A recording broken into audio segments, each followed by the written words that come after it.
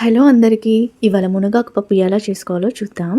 అయితే ఈ మునగాకు పప్పుకి కొద్దిగా మునగాకు, ఇంకా 2 మీడియం సైజ్ టొమాటో, ఇంకా 2 పచ్చిమిర్చి, ఒక మీడియం సైజ్ ఆనియన్ తీసుకోవాలి. ఇంకా ముందుగానే చింతపండు నానబెట్టి పెట్టుకోవాలి. ఇక్కడైతే నేను ముందుగానే 2 కప్పుల కందిపప్పు తీసుకొని అందులో పసుపు ఆయిల్ వేసుకొని ఉడికించి పెట్టుకున్నాను. తర్వాత ఒక పాన్ తీసుకొని అందులో ఒక 2 గంటలు ఆయిల్ వేసుకొని 6-7 వెల్లుల్లి రెబ్బల్ని ఆయిల్లో వేసుకోవాలి. తర్వాత అందులో కొద్దిగా జీలకర్ర, ఆవాలు, ఇంకా ఎండుమిర్చి కూడా వేసుకోవాలి. అవి లైట్గా వేగాక అందులో ఉల్లిగడ్డ ముక్కలు, ఇంకా పచ్చిమిర్చి ముక్కలు కూడా వేసుకొని ఒకసారి కలిపేసుకొని అవి కొద్దిగా వేగాక అందులో కొద్దిగా పసుపు, ఇంకా కొద్దిగా ఇంగువ వేసుకొని అవి లైట్గా వేగాక అందులో టమాటో ముక్కలు వేసుకోవాలి.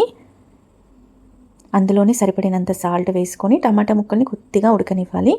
టమాటా ముక్కలు ఉడికాక శుభ్రంగా కడుక్కున్న మునగాకు కూడా వేసుకోవాలి. మునగాకును కూడా లైట్గా వేయించండి.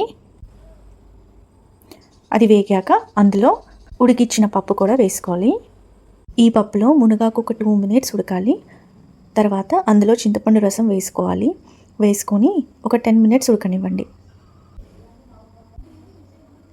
ఇప్పుడు ఇందులో సరిపడినంత కారం వేసుకోవాలి. కారం వేసుకున్నాక ఒక 2 మినిట్స్ ఉంచండి. లాస్ట్లో కసూరి మేతి వేసుకొని స్టవ్ ఆఫ్ చేసుకోవడమే. కసూరి మేతి మాత్రం పక్కా వేసుకోండి. ఈ కసూరి మేతి వల్ల టేస్ట్ చాలా బాగుంటుంది. ఈ విధంగా ఒకసారి ట్రై చేయండి. Thank you for watching.